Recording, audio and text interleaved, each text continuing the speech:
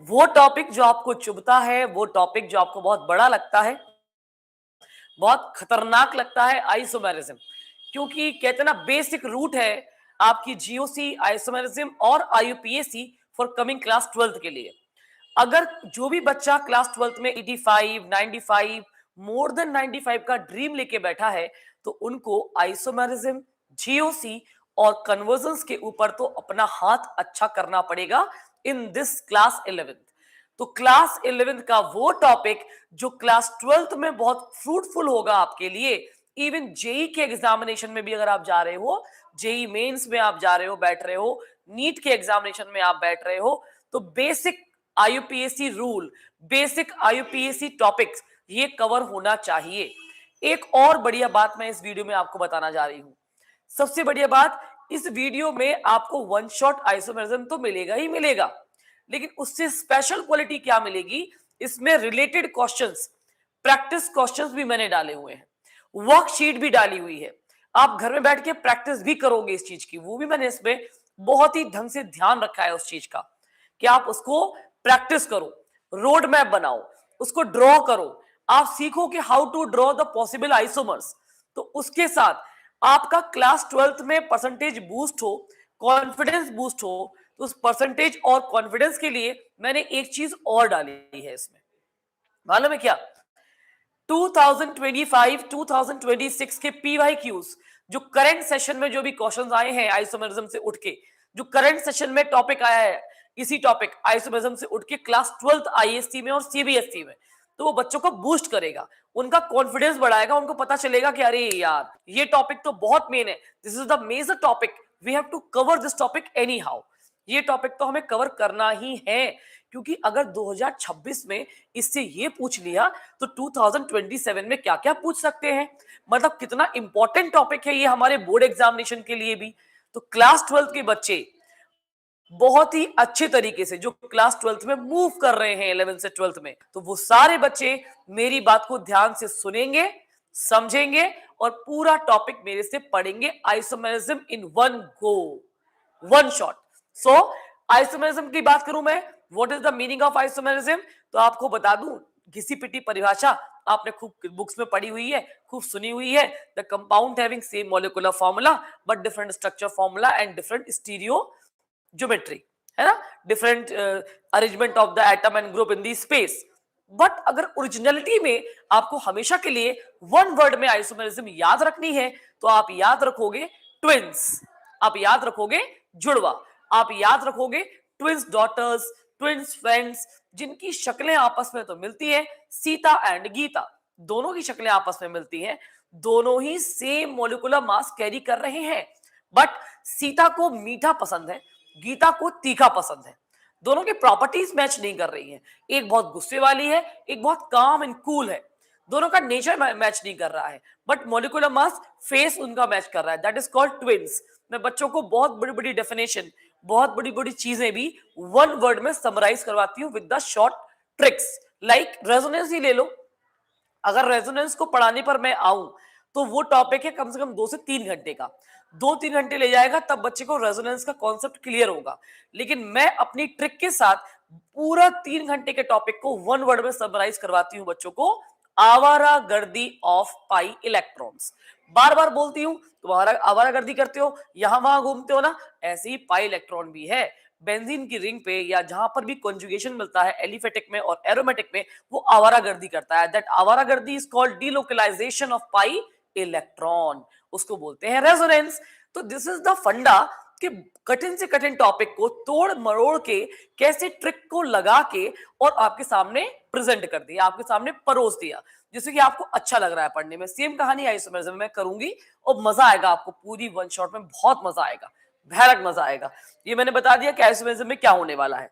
उसके बाद आप ये देखो, आइसोमेरिज्म में अगर मैं कुछ एक्सप्लेन करूं एग्जांपल के तौर पे, तो आप ये देख लो, यहां पर दो, एक आपका नॉर्मल ब्यूटेन है, एक आपका आइसोब्यूटेन है। अब ये है क्या, वही मैं बताती हूं आपको। दो पार्ट में आइसोमेरिज्म को पढ़ाया जाता है, दो पार्ट में आइसोमेरिज्म पढ़ते हैं हम लोग। एक होता है स्ट्रक्चरल फॉर्म, एक होता है stereo form. What is structural form? Structural form में आप चेन की तोड़ा ताड़ी करोगे या फंक्शनल ग्रुप को आप चेंज करोगे या उसकी पोजीशन को चेंज करोगे, दैट्स इट। उसको हम बोलते हैं स्ट्रक्चर फॉर्म। लेकिन 3D डायमेंशन में, स्टीरियो में, ज्योमेट्री में, स्पेस में उसके एटम और ग्रुप का अरेंजमेंट को नहीं छेड़ पाओगे। वो कहां छेड़ोगे आप? स्टीरियो आइसोमेरिज्म में। यहां पर स्टीरियो आइसोमेरिज्म में अगर मैं डेफिनेशन क्रिएट करूं तो the compound having same molecular formula and same functional group but different geometry and position of atom in the space is called stereoisomerism। लेकिन अगर यहां बात करूंगी तो मैं वही बात करूंगी, the compound have same molecular formula but different carbon chain या different functional group या different position of the functional group, मतलब कहीं ना कहीं स्ट्रक्चर में उठापटक करी है हमने। डन। अब इतने सारे टाइप हमको डिस्कस करने हैं, इसमें सबसे पहले हम स्ट्रक्चर की बात करेंगे। तो स्ट्रक्चर आइसोमेरिज्म में हम स्ट्रक्चर को थोड़ा तोड़ा ताड़ी, थोड़ा मोड़ा करके चेंज करने वाले हैं। अब इसमें कुछ चीजें होंगी जो बुक में नहीं रहती हैं, कुछ चीजें होंगी जो जब एक ट्रेंड टीचर आपको पढ़ाता है तो वही आपको बताता है, सिखाता है और बोलता है कि इसको इस तरीके से आपको तैयार करना है। तो वो आप सुनिएगा मेरी बात ध्यान से। स्ट्रक्चर आइसोमेरिज्म का पहला part chain, position, functional, ring chain, उसके बाद मेटामेरिज्म, देन टॉटोमेरिज्म। हम स्टार्ट करते हैं चेन आइसोमेरिज्म से। चेन आइसोमेरिज्म में क्या होता है? इसकी डेफिनेशन में compound having same molecular formula but different arrangement of carbon chain. अब कार्बन चेन का डिफरेंट अरेंजमेंट क्यों होता है वो आप देख लीजिए।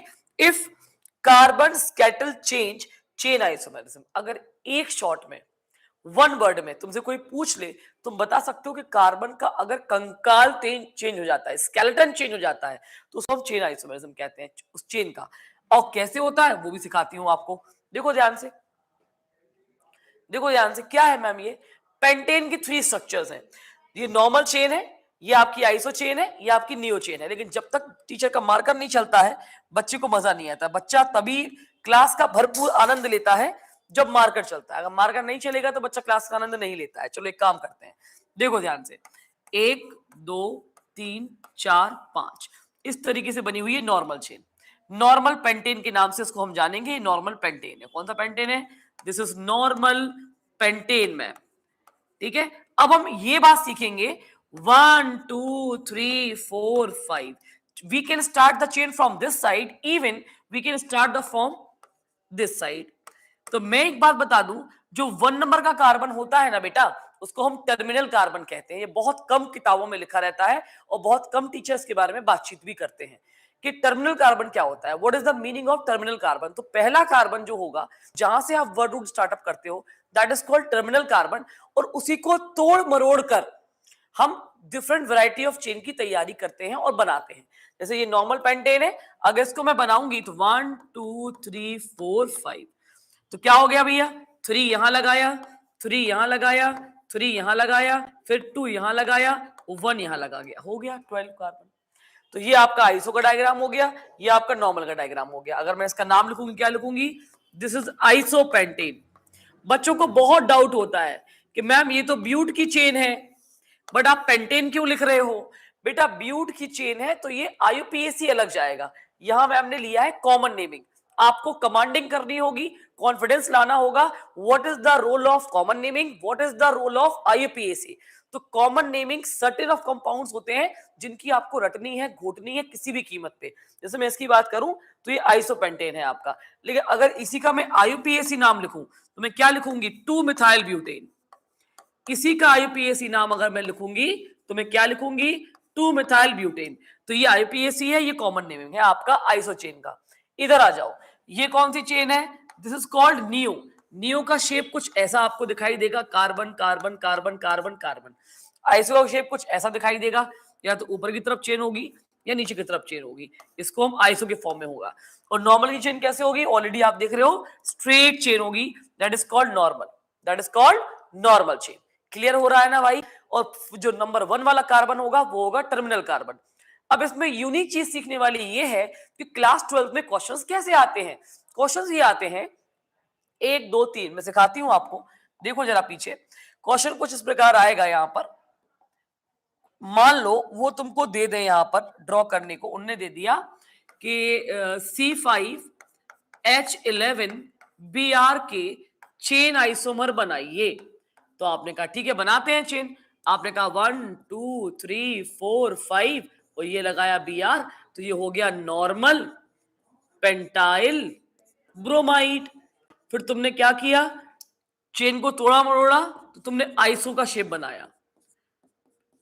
ठीक है, ये कौन सा था, सीधा वाला स्ट्रक्चर। ये कैसा हुआ, ऐसा वाला। तो आपने लिखा आइसो पेंटाइल ब्रोमाइड। अब आपने क्या किया, इसका और तोड़ा, चेन को तोड़ा तो कुछ ऐसा शेप आ गया, कुछ ऐसा शेप आ गया। क्या बोला, नियो पेंटाइल ब्रोमाइड। बेटा जितने नाम मैम ये लिख रही है सारे के सारे कॉमन नेमिंग है, सारे के सारे कॉमन नेमिंग है। आइसो पहला वाला नॉर्मल है, देन आइसो है, देन नियो है। अब क्वेश्चन 12th क्लास में आता है कि अगर इन तीनों को टेस्ट ट्यूब में या वीकर में डाला गया, जब नॉर्मल को, आइसो को और नियो को वीकर में डाला गया, तो इन तीनों में किसका बॉइलिंग पॉइंट ज्यादा आएगा। इस टाइप के क्वेश्चंस आते हैं कि arrange in the increasing order of the boiling point, and किसका बॉइलिंग पॉइंट ज्यादा होगा, and why, give the valid reason कि क्यों होगा बॉइलिंग पॉइंट ज्यादा। तो बस यही तो क्लास 12 में कमांडिंग करनी है और यही जादू करना है।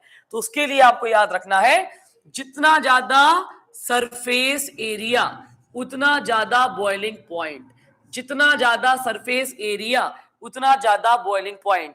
और सरफेस एरिया किसका सबसे ज्यादा है, आप खुद देख लो, इसका सरफेस एरिया सबसे ज्यादा है।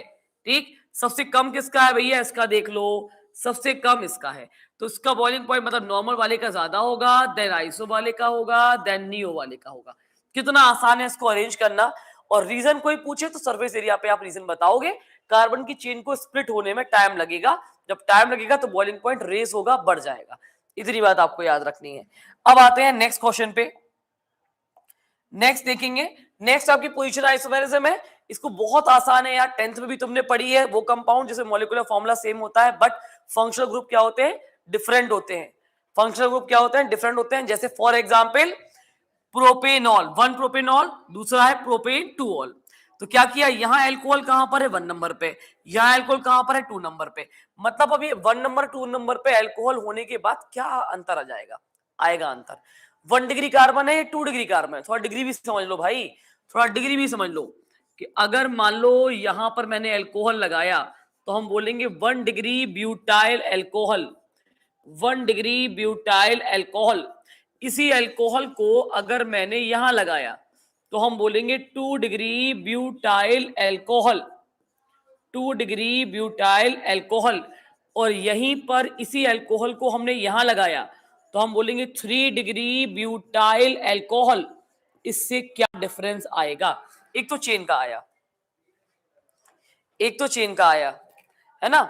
ठीक है, एक चेन का आया, दूसरा क्या चीज का आया बताओ, एक तो चेन का आ गया, है ना। और सेकंड नंबर पे क्या आ गया कि जब डिग्रीज में यहां पर बात आती है तो कहीं ना कहीं आप अगर ध्यान लगाओ तो यहां पर इस बॉन्ड को ब्रेक डाउन करेंगे और यहां कहीं ना कहीं इन दोनों बॉन्ड को ब्रेक डाउन करेंगे तो कहीं ना कहीं इसमें वो आ गया ना, कार्बन चेन की ब्रांचेस आ गई हैं दोनों तरफ। तो मतलब इसका तो बॉइलिंग पॉइंट ज्यादा निकलना चाहिए, नो डाउट इसका ज्यादा निकलेगा।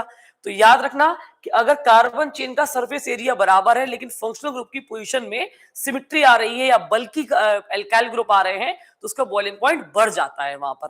तो अगर मैं बोलूं कि प्रोपेन 1 ऑल प्रोपेन 2 ऑल में किसका बीपी ज्यादा होगा तो बेटा प्रोपेन 2 ऑल का ज्यादा होगा, बिल्कुल याद रखेंगे। उसके बाद ये 2 क्लोरोप्रोपेन है, ये 1 क्लोरोप्रोपेन है। आप इसके भी आइसोमर्स बना सकते हो, दोनों पोजीशन है आपस में। अब बात आती है भैया एक और कंपाउंड ले लो C4H10O। अगर मैं ये बोलूं इसके अभी आपने क्या क्या पढ़े हैं मैम, आपने अभी हमको चेन पढ़ाया है मैम, और मैम आपने हमको पोजीशन पढ़ाया है मैम, पोजीशन पढ़ाया है मैम। तो चेन अगर मैं इसकी बनाऊं तो क्या बनाऊंगी, 1 2 3 4। कितने हाइड्रोजन है, 10। 3 यहां सेट किए, 2 यहां सेट किए, 2 यहां सेट किए, तो 3 4 5 6 7 8 9, बचा कितना, एक ऑक्सीजन एक हाइड्रोजन, हो गया ना 10। तो ये क्या बना, ये चेन बना। कौन सी चेन बना मैम, ये नॉर्मल बना। जब नॉर्मल बना तो मैम आइसो भी बन सकता है। 3H यहां लगाया, 3H यहां लगाया, 3H यहां लगाया और यहां OH लगाया, तो ये बन गया आइसो और ये बन गया है नॉर्मल। ये नॉर्मल है, ये आइसो है, कोई दिक्कत ही नहीं है। नॉर्मल आइसो दोनों बना के हम सामने रख दिए, यहाँ पर रख दिए। ये नॉर्मल और आइसो चेन बनाया ना यहाँ पे। इसके बाद अगर पोजीशन बनाएंगे तो क्या करेंगे मैम, कुछ नहीं करेंगे, एक एल्कोहल 1 पे लगा देंगे और एक एल्कोहल हम 2 पे लगा देंगे। एक ब्यूटेन 1 ऑल हो जाएगा, एक ब्यूटेन 2 ऑल हो जाएगा, दोनों हो जाएंगे। तो बेटा अगर मैं इन दोनों को गर्म करूंगी तो तुम लोगों को पता ही है, इन दोनों गर्म करेंगे तो क्या होगा भाई, नो डाउट इसका बॉइलिंग पॉइंट ज्यादा आएगा मैम। इन दोनों में किसका ज्यादा आएगा मैम, इसका बॉइलिंग पॉइंट ज्यादा आएगा मैम। तो ये पोजीशन भी बन गया और तुम्हारा चेन भी बन गया। इसके बाद आप खुद देखोगे एक प्यारी सी आइसोमेरिज्म आ रही है, ये मेरी फेवरेट है, that is called functional isomerism, जिसमें compound having same molecular formula but different functional group. यार व्यक्तित्व, व्यवहार, प्रॉपर्टीज, केमिकल प्रॉपर्टीज, बिहेवियर सब कुछ अलग हो जाएगा, इवन फंक्शनल ग्रुप भी अलग हो जाएगा इसमें, लेकिन मॉलिक्यूलर फॉर्मूला सेम रहने वाला है। ठीक, देखते हैं एग्जाम्पल। देखो यहां पर एग्जाम्पल दिखाते हैं तुमको। पहला एग्जाम्पल क्या दिखा है, देखो ध्यान से, ये है C3H6O का। तो एक जगह क्या बन रहा, देख लो भाई क्या बन रहा भाई मैम, एक जगह तो बन रहा है एल्डिहाइड, एक जगह बन रहा है कीटोन, ये है कीटोन, तभी यहां पर ON लगा है, ये एल्डिहाइड है, क्या है ये, एल्डिहाइड, तभी यहां पर अल लगा हुआ है नाम। ठीक है, तो ये आपका नाम हो गया प्रोपेनॉन और ये प्रोपेनल।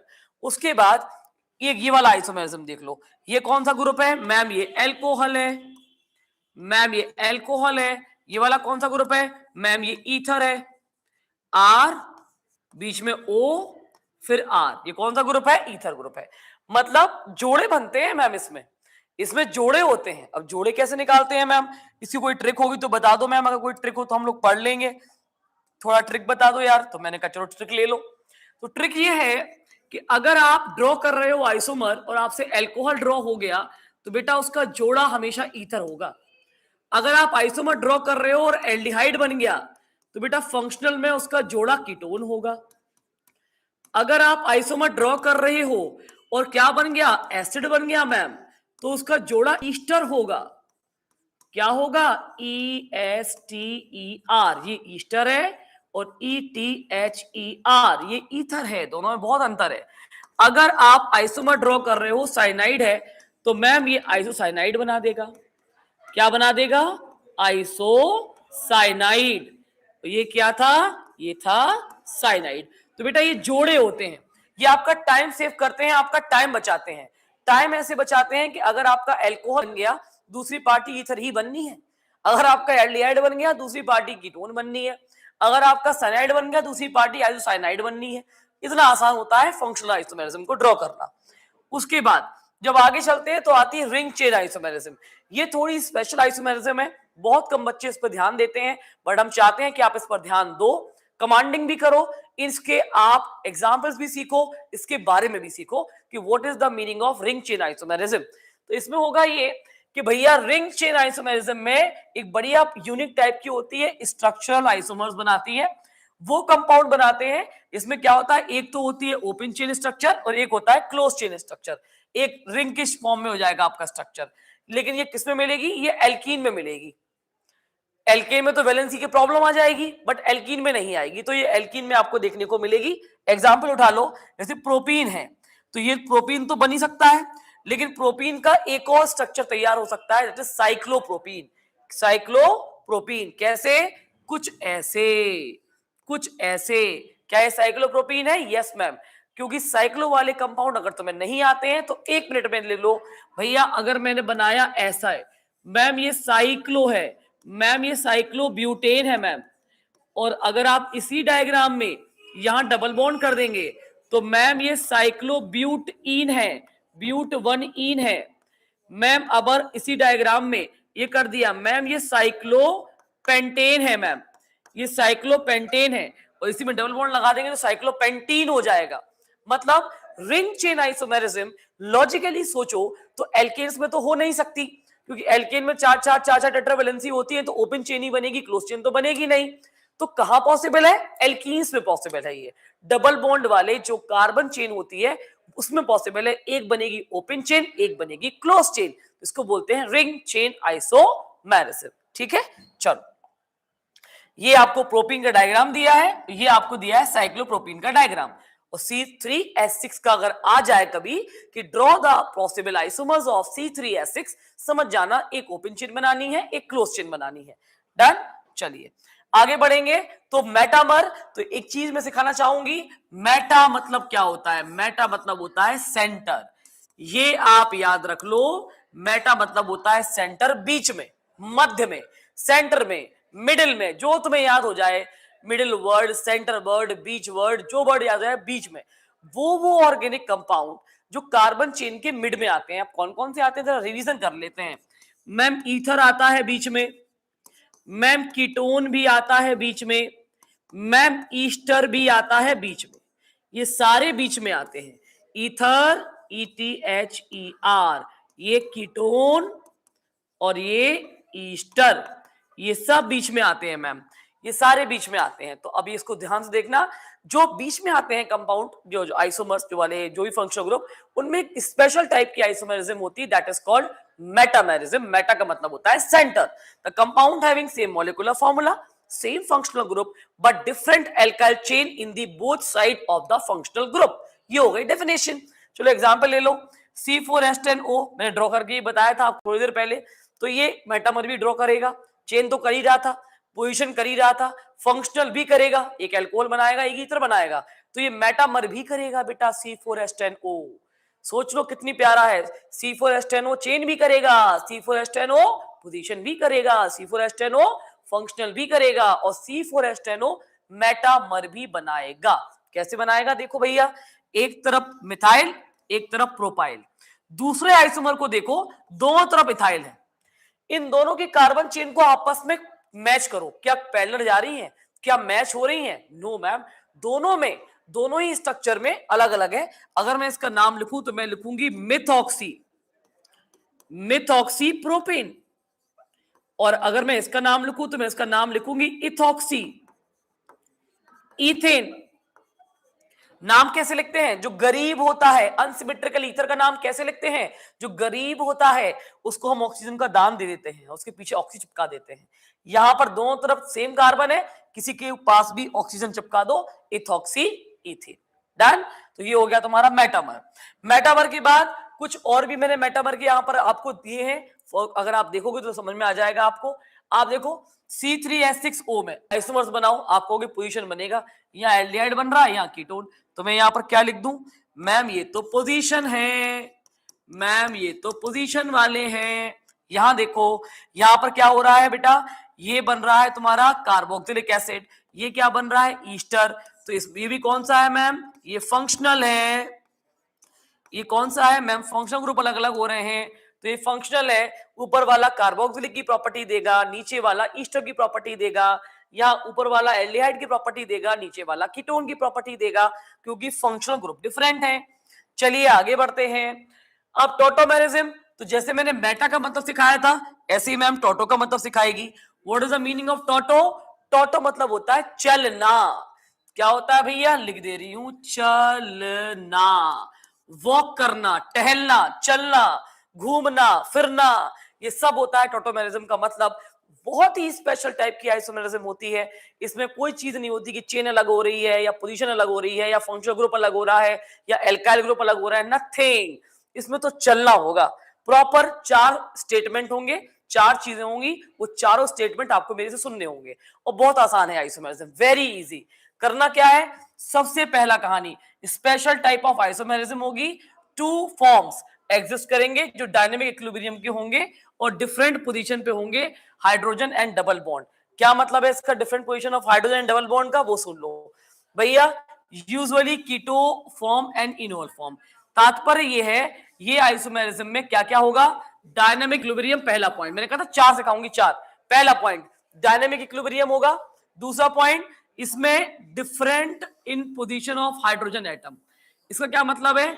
मतलब इसमें जो हाइड्रोजन है वो चलेगा, चलेगा, घूमेगा, वॉक करेगा, हाइड्रोजन वॉक करेगा, और हाइड्रोजन के वॉक करने की वजह से डबल बॉन्ड शिफ्ट होगा। डबल बॉन्ड की क्या होगी? शिफ्टिंग हो जाएगी। अब 4 चीजें होने वाली हैं, ध्यान देना। पहला, डायनेमिक इक्विलिब्रियम होगा 2 आइसोमर्स के बीच में, हाइड्रोजन चलेगा, हाइड्रोजन के चलने की वजह से क्या होगा? डबल बॉन्ड शिफ्ट होगा, और जब डबल बॉन्ड शिफ्ट होगा तो 2 फॉर्म बनेंगी, एक कीटो और इनोल। हो गए 4 वर्ड, हो गए 4 वर्ड। पहला हाइड्रोजन, यहां पर आप याद रखो, पहला हाइड्रोजन चलेगा, दूसरा डबल बॉन्ड शिफ्ट होगा, ठीक है। तीसरा डायनामिक इक्विलिब्रियम, इसका मीनिंग अभी समझाती हूं।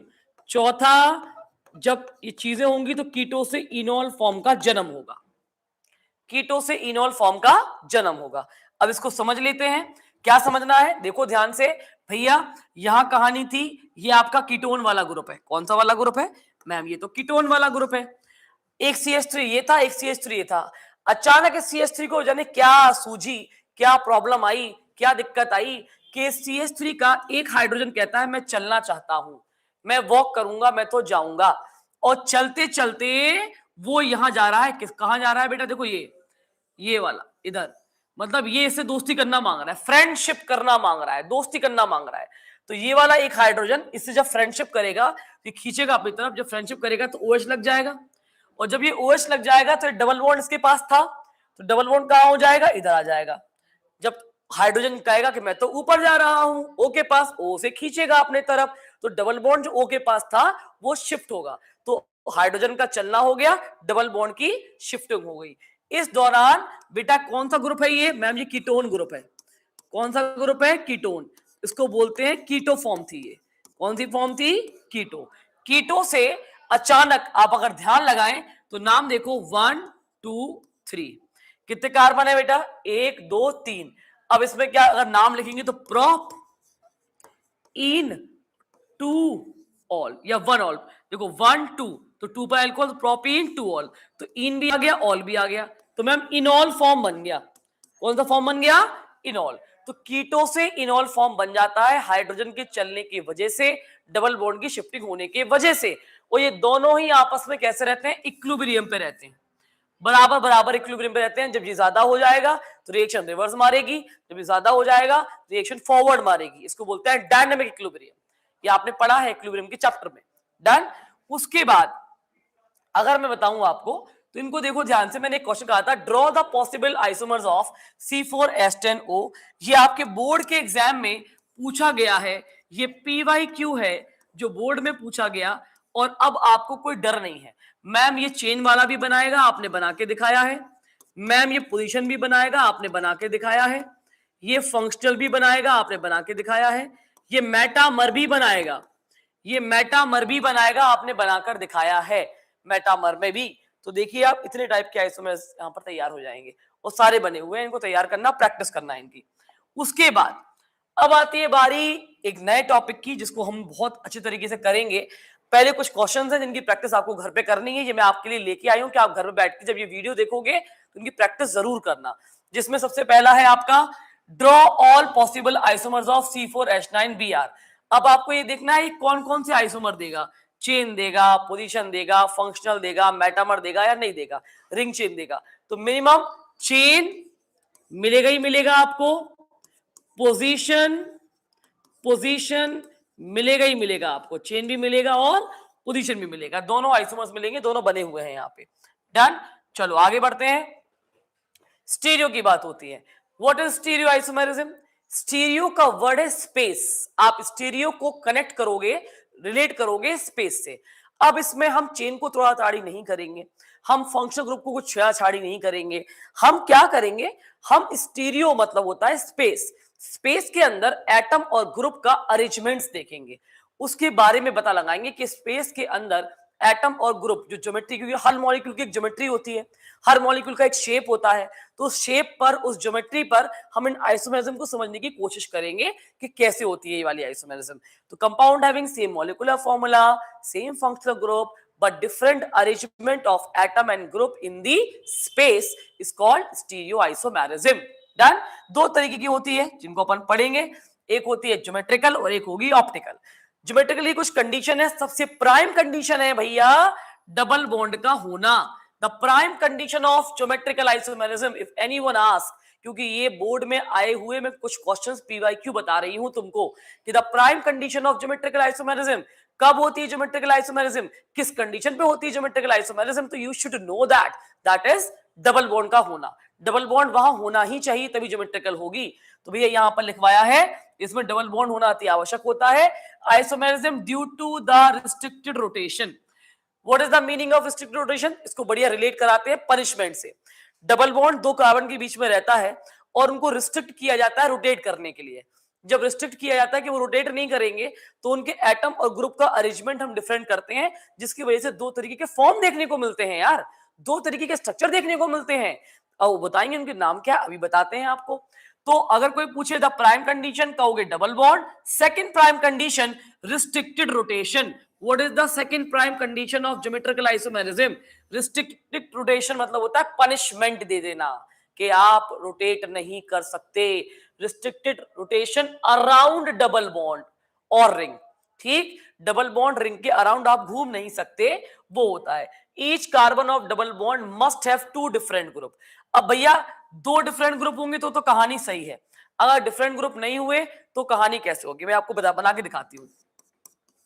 मान लो ये ए है, ये ए है, ये बी है, ये सी है। बेटा नहीं होगा इसमें कहानी, क्योंकि किसी एक के पास दो आ गए आइटम, सेम नहीं हो पाएगा।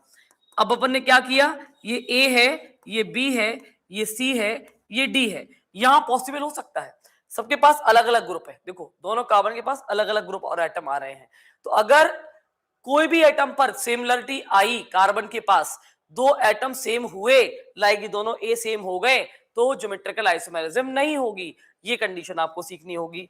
इसमें दो तरीके के फॉर्म बनेंगे, सिस और ट्रांस। सिस का मतलब होता है जो एटम होंगे दो, वो सेम साइड आपको दिखाई देंगे, बिल्कुल सेम साइड अलाइंड होंगे। ट्रांस में वही एटम आपके क्या होंगे, डिफरेंट साइड पे अलाइंड हो जाएंगे। अभी आपको मैं बताती भी हूँ कैसे होते हैं। जैसे ब्यूट-टू-ईन का स्ट्रक्चर मैं ड्रॉ करूं तो कैसे ड्रॉ होगा बेटा, वो कुछ ऐसा ड्रॉ होगा। ध्यान से देखना यार, तभी समझ में आएगा, मजा तभी आएगा, सीखोगे। डबल बॉन्ड भी है, चलो बहुत बढ़िया। इसके बाद रिस्ट्रिक्टेड रोटेशन होगा, मतलब ये घूम नहीं सकता, ये रोटेट नहीं कर सकता। क्या दोनों तरफ मिथाइल मिथाइल, यहाँ दोनों तरफ हाइड्रोजन हाइड्रोजन है, तो आपस में क्या हो गया, ये सिस हो गया। क्या एक कार्बन पर दो अलग अलग एटम और ग्रुप लगे हैं? यस मैम, सारी कंडीशन ज्योमेट्रिकल की फॉलो कर रहा है। अब अगर आप इनको फ्लिप करो, एटम्स को, ग्रुप को, अभी यहाँ पर सेम सेम साइड है, अब आपने क्या किया, डिफरेंट डिफरेंट साइड कर दिया, यहाँ यहाँ एच कर दिए और यहाँ यहाँ मिथाइल कर दिया, तो बेटा क्या हो जाएगा, ये ट्रांस बन जाएगा। मैम इसे पढ़ना क्यों है, क्यों पढ़ना है ज्योमेट्रिकल, क्या यूज होगा ज्योमेट्रिकल का क्लास 12th में, किस टाइप के क्वेश्चंस आते हैं, सिर्फ ड्रॉ करने को भी आता है या उससे डीप भी आता है, तो उन सबकी नॉलेज मैम लेके आई है। भैया ड्रॉ तो करने को आएगा ही आएगा, ड्रॉ तो करना तुम्हें आना ही चाहिए, कंडीशन भी तुम्हें पता होनी चाहिए कि what are the condition required for geometrical isomerism. Double bond भी होना, आरआर का होना मतलब रिस्ट्रिक्टेड रोटेशन, साथ में the carbon atom should not carry the similar atoms and group, ये कुछ कंडीशंस हैं। और अब महा कंडीशन में बता रही हूं सबसे बड़ी बात कि पढ़ना क्यों है। अगर डीप क्वेश्चन आता है, रीजनिंग आती है, क्योंकि एब्स्ट्रैक्ट, असर्शन, रीजन, इनमें बच्चा मर रहा है कॉम्पिटेंसी लेवल क्लास 12th में, इसमें दिक्कत आ रही है बच्चे को क्लास 12th में कि कॉम्पिटेंसी नहीं बन पा रही है उसकी, वहां पर उसको दिक्कत आ रही है। तो बेटा अगर सिस को ट्रांस को दोनों को अलग अलग बीकर में डालेंगे, गर्म करेंगे, तो आपको पता है जल्दी कौन गर्म हो जाएगा, सिस वाला। सिमिट्री है ना, सिमिट्री है ना, सिस वाले में सिमिट्री है, इसका बॉइलिंग पॉइंट कम आएगा, इसका बॉइलिंग पॉइंट क्या आएगा, ज्यादा आएगा, क्योंकि इसमें सिमिट्री नहीं है। तो इस टाइप के डीप क्वेश्चंस भी बनते हैं इसके अंदर, तो आपको याद रखना है। Why does but one ene show not show geometrical isomerism? क्यों? क्योंकि one carbon has two identical group. मैंने बता दिया, आप ब्यूट-1-ईन का स्ट्रक्चर बना लेना तो आपको समझ में आने वाला है कि हाँ यार बात तो सही है। अब यहाँ डबल बॉन्ड होगा तो यहाँ पर 2 लगाओगे, यहाँ 2 लगाओगे, यहाँ 3 लगाओगे, यहाँ H लगाओगे। अब अगर आप बात करोगे इसकी तो क्या बनाओगे इसका स्ट्रक्चर ब्यूट का, अगर बनाओगे तो यहाँ पर 2H एटम आ गए ना, इधर देखो 2H एटम आ गए ना डबल बॉन्ड की इस साइड, मतलब सिमिलर एटम आ गए, इसलिए ये स्ट्रक्चर शो नहीं करता। इसलिए ब्यूट-1-ईन ज्योमेट्रिकल आइसोमेरिज्म नहीं देगा, दो आइडेंटिकल एटम आ गए, कंडीशन फॉलो नहीं कर रहा है ज्योमेट्रिकल की। ठीक, चलो आगे बढ़ो। ये कुछ चीजें हैं जो तुम्हें याद रखनी है, मैंने बहुत ही बढ़िया तरीके से डिजाइन करी है ये पीपीटी, बेहतरीन तरीके से। रिस्ट्रिक्टेड रोटेशन होगा, मतलब rotation around the CC bond, double bond is not free, this is cause different special arrangement, यही कॉज है डिफरेंट स्पेशल अरेंजमेंट का। इसमें कौन कौन सी फॉर्म बनती है, एक सिस फॉर्म बनती है, एक ट्रांस फॉर्म बनती है। What is the meaning of cis form? Similar group लगे रहेंगे एक side. What is the meaning of trans form? Different group लगे रहेंगे कार्बन के सेम साइड। अब व्हाट इज इजेड? बहुत कम बच्चों को, 100 बच्चे पढ़ते हैं तो 90% बच्चों को नहीं पता होता है कि क्या ज्योमेट्रिकल आइसोमेरिज्म को हम EZ नोमेनक्लेचर के अकॉर्डिंग बात करते हैं। यस, हम ज्योमेट्रिकल आइसोमेरिज्म को EZ आइसोमेरिज्म या EZ नोमेनक्लेचर के नाम से भी जानते हैं। क्यों जानते हैं वो पढ़ लीजिए बेटा। याद रखना, ई का मतलब होता है higher priority group on the opposite side. जब हायर प्रायोरिटी वाले क्या होते हैं, अपोजिट डायरेक्शन में लगे हो, मतलब ट्रांस की बात चल रही है, ठीक। और जेड का मतलब क्या होता है, हायर प्रायोरिटी वाले ग्रुप सेम साइड लगे हो, मतलब ये सिस की बात चल रही है और ये ट्रांस की बात चल रही है। सिस वाले में मिथाइल ग्रुप जो हायर प्रायोरिटी रहेगा वो सेम साइड रहेगा ना, और ट्रांस वाले में क्या होगा, अलग अलग हो जाएगा। तो ये ई और जेड, ये दोनों वर्ड आप याद रखेंगे और ध्यान से इसको पढ़ेंगे भी। अब आएंगे नेक्स्ट, अब आता है आपका ऑप्टिकल आइसोमेरिज्म। बेहतरीन टॉपिक है ऑप्टिकल। जब लाइट की बात आती है, जब चश्मे की बात आती है, जब अपना स्पेक्स बनवाने जाते हो, गॉगल खरीदने जाते हो, तो वहां पर लिखा रहता है ऑप्टिकल वर्ड, वहां तुम्हें ऑप्टिकल दिखता है लिखना। ऑप्टिकल का मतलब होता है कहीं ना कहीं कोई संबंध ऑफ लाइट, लाइट से कोई संबंध है इसका। यस एग्जैक्टली, इस आइसोमेरिज्म में भी कोई लाइट आएगी, उस लाइट का संबंध आएगा और लाइट का रिलेशन आएगा। क्या आएगा लाइट का संबंध, optical isomers cause when compound are non super imposable. लो भैया पहली condition, non super imposable, mirror image each other, आपस में नॉन सुपर इम्पोजिबल होंगे, मिरर इमेज। उसके बाद condition presence of chiral carbon, दूसरी condition presence of chiral carbon. क्या मतलब होता है कायल कार्बन का, जिसकी चारों वैलेंसियां अलग अलग एटम से और ग्रुप से संतुष्ट होती हैं। Carbon attach to 4 different groups, ठीक है, दूसरी कंडीशन। तीसरी कंडीशन होता है जो मेन है इसकी, दैट इज डेक्स्ट्रो एंड लीवो। एक आएगा डेक्स्ट्रो रोटेटरी, इसमें क्या होगा, ये क्लॉकवाइज घूमेगा। एक आएगा लीवो रोटेटरी, जिसमें एंटी क्लॉकवाइज घूमेगा। अब ये डेक्स्ट्रो लीवो ये सब क्या है मैम, थोड़ा डिटेल में समझा दीजिए, तब तो हमें मजा आएगा। तो सुन लो, condition number 1, CHIRAL, chiral carbon. मतलब what is the meaning of chiral carbon, मतलब कार्बन की चारों वैलेंसियां अलग अलग एटम और ग्रुप से संतुष्ट होनी चाहिए। पहला उसे बोलते हैं कायल कार्बन, और मैं बोलती हूँ चिरल कार्बन, याद कराने के लिए बच्चों को, क्योंकि बच्चों को चिरल वर्ड बढ़िया मतलब रिलेट कर पाते हैं चिरल वर्ड को, है ना, रिलेट करना बहुत जरूरी है। तो बेटा वो कार्बन का सेंटर जिसकी चारों वैलेंसियां अलग अलग एटम और ग्रुप से संतुष्ट होती हैं, उसे कायल कार्बन के नाम से जानते हैं, ठीक। अब ऐसे कार्बन पे अगर प्लेन पोलराइज लाइट, PPL, क्या नाम है इसका पूरा, प्लेन पोलराइज्ड लाइट, जब ये डाली जाती है ना इसके ऊपर, तो बेटा ये रोटेट करना चालू कर देता है, या तो क्लॉकवाइज या फिर एंटी क्लॉकवाइज। और अगर PPL की प्रेजेंस में कोई भी कायल कार्बन रोटेट करना चालू कर दे, तो हम उसको कहते हैं वो ऑप्टिकली एक्टिव है। वो क्या है, दैट इज ऑप्टिकली एक्टिव, ठीक है। और जो डिग्री ऑफ जो रोटेशन होते हैं ना, इसको हम कहते हैं स्पेसिफिक रोटेशन।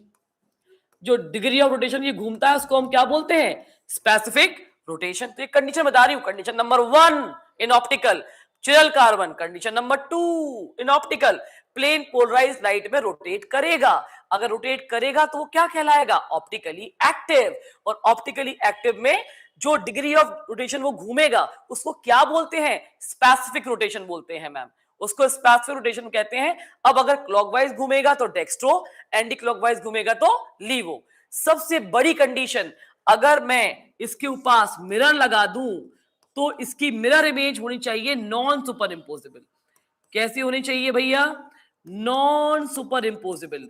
मिरर इमेज, ये बहुत प्यारा पॉइंट है, mirror image should be non super imposable. Ma'am इसका मीनिंग भी समझा दो यार, what is the meaning of non super imposable. हमें कायल कार्बन समझ में आ गया, हमें PPL समझ में आ गया, हमें घूमना समझ में आ गया, ऑप्टिकल एक्टिविटी समझ में आ गई, but what is the meaning of non super imposable.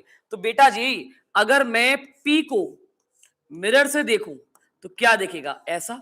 मैं R को मिरर से देखूं तो कैसा दिखेगा, ऐसा। अगर A को मिरर से देखूं तो कैसा दिखेगा, ऐसा। मतलब this is called super imposable, ये आपका सुपर इम्पोजिबल है, डन।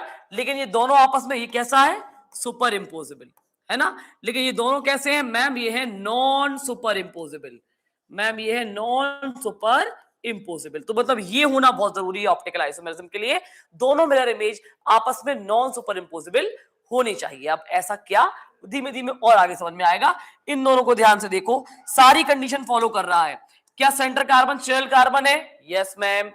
इसमें पीपीएल डालेंगे तो ये घूमेगा? Yes ma'am. हमेशा एच से ओएच की तरफ रोटेट होता है। बीच में लगाया मिरर इमेज, बीच में लगाया मिरर, तो ये ऐसे करके मिरर इमेज में दिखा कुछ ऐसा। तो ये OH आ गया यहां पर, ये H आ गया यहां पर। तो ये कैसी मिरर इमेज है ma'am? Non super imposable. Ma'am ये non super imposable mirror image है। सारी कंडीशन फॉलो कर रहा है, पीपीएल में घूम रहा है, डिग्री ऑफ रोटेशन भी कर रहा है, चिरल कार्बन भी है, mirror image non super imposable भी है।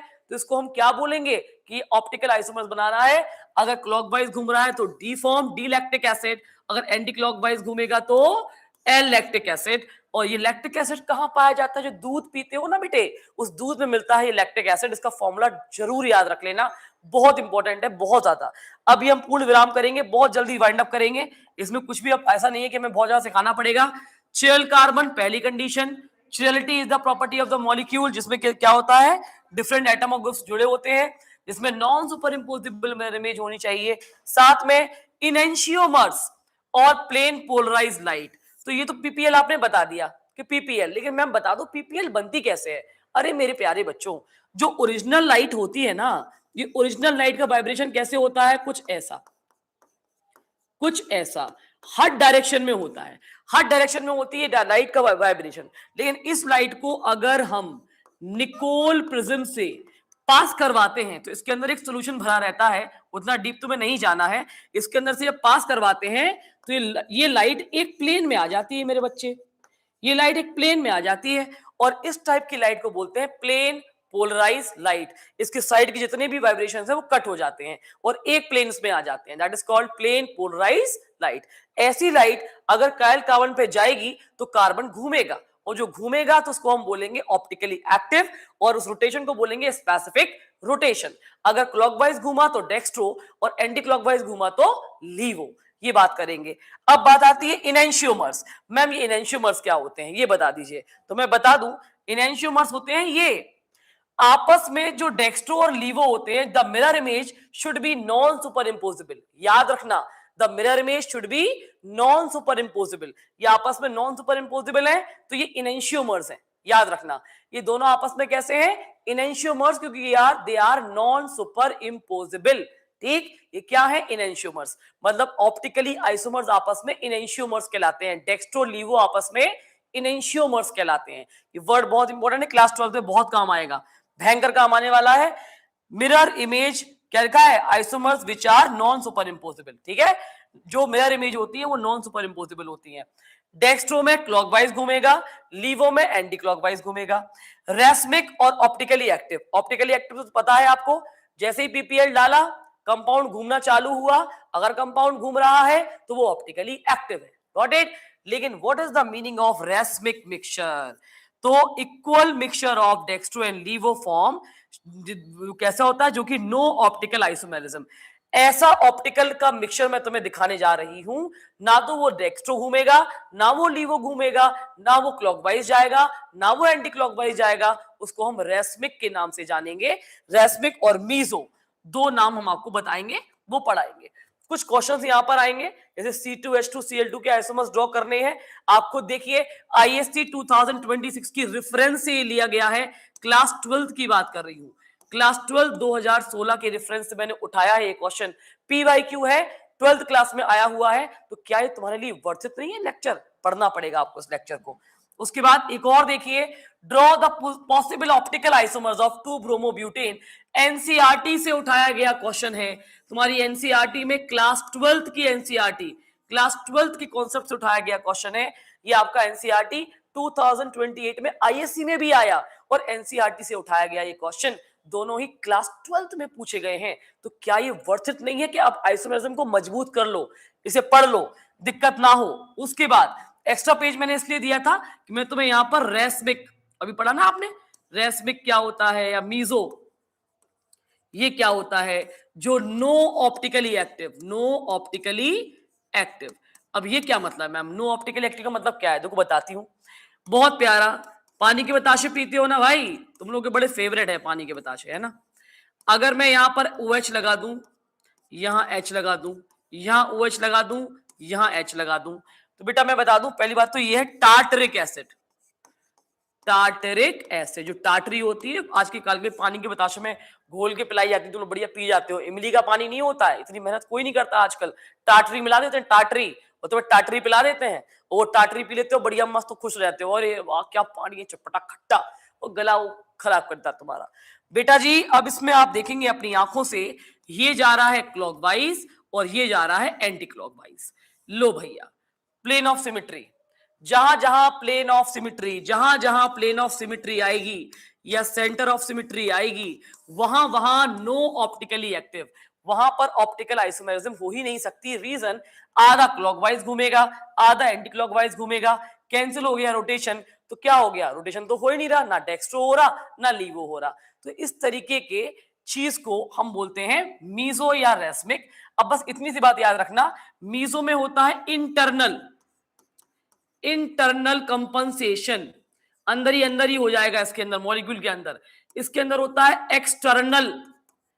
एक्सटर्नल कंपनसेशन, जो भी चीजें होंगी मॉलिक्यूल में उठापटक होगी वो एक्सटर्नली होगी, तो उसको बोलते हैं हम रेस्मिक। और मीजो में क्या होता है, इंटरनल कंपनसेशन हो जाता है, बट लेकिन दोनों ही कैसे रहेंगे, प्लेन ऑफ सिमेट्री की वजह से दोनों ही ऑप्टिकल आइसोमर्स नहीं कहलाएंगे। ये है कहानी, और कहानी के बाद आ गया ट्विस्ट। ये देखो, draw the possible optical isomers of lactic acid, ये दिया है formula, CBSE 2020 NCERT Intex class 12th का क्वेश्चन लिया गया, तुम्हारे सामने पीवाईक्यू डाल दिया, जिससे कि तुम्हें बूस्टिंग मिले, तुम्हें एनर्जी मिले, एंथुसियाज्म मिले कि हाँ तुम्हें पढ़ना है और बहुत तबीयत से पढ़ना है। उसके बाद लास्ट में एक्स्ट्रा पेज पर आपको मैं बता दूं, दिमाग में मेरे था कि मैं आपको बता के जाऊंगी, 1 2 यहां लगा दो COOH, यहां भी लगा दो COOH। अगर मैं यहां H लगा रही हूं, यहां OH लगा रही हूं, यहां OH लगा रही हूं, यहां H लगा रही हूं, बताओ क्या होगा। मैम यहां से यहां घूमेगा, यहां से यहां घूमेगा, मतलब ये क्या हो रहा है, ये एंटी क्लॉकवाइज। हमने लगाया शीशा, हमने लगाया मिरर, जब हमने मिरर लगाया तो मैम हमें ये तो अलग ही दिखा, मैम हमें तो ये अलग ही दिखा, क्या दिखा, ये H इधर आ गया, OH इधर आ गया मैम, ये वाला OH इधर आ गया मैम, ये H इधर आ गया, तो ये कैसे घूमने लगा, ये क्लॉकवाइज। अरे यही टार्टरिक एसिड जो पीछे ऑप्टिकली एक्टिव नहीं था, ऑप्टिकल आइसोमेरिज्म नहीं दे रहा था, अब यही आपस में क्या बन गया, इनेंशियोमर्स। आज ही पढ़ाया है, भूलना नहीं। ये आपस में क्या है, ऑप्टिकली एक्टिव है, ऑप्टिकली आइसोमर्स है, डेक्स्ट्रो एंड लीवो है, तो ये इनेंशियोमर्स है।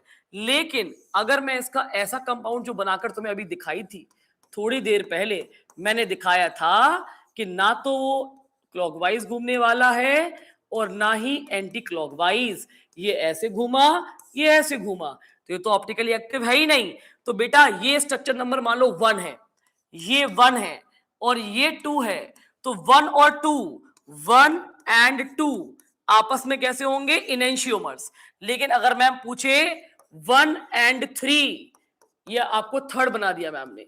अगर मैम पूछेगी 1 एंड 3 क्या है, तो बेटा ये है डाया स्टीरियोमर्स। ये वर्ड याद रखना, जो आपस में मैच नहीं कर रहे हैं, जो आपस में कैसे ना हो, आइसोमर्स ना हो, उनको हम बोलते हैं डायास्टीरियोमर्स। जो आपस में आइसोमर्स ना हो उनको बोलते हैं डायास्टीरियोमर्स, और जो आपस में ऑप्टिकल आइसोमर्स हो उन्हें बोलते हैं इनेंशियोमर्स। इनेंशियोमर्स किस वजह से होते हैं, ये भी आपको याद रखना है, मिरर इमेज की वजह से होते हैं।